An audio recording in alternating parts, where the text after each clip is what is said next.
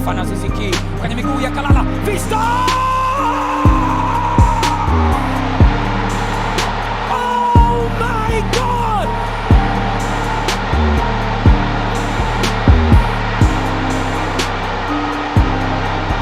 Aliyeua kwa panga naye amekufa kwa panga. Kumbuka jina, usisahau mtu.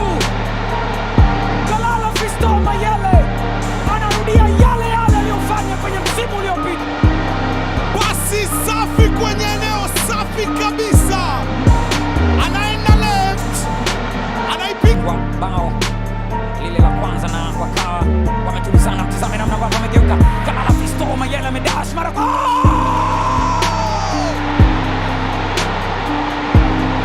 job.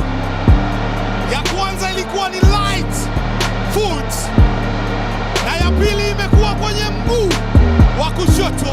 Beno David Kakolanya ameshindwa ajue nini afanye. Watatu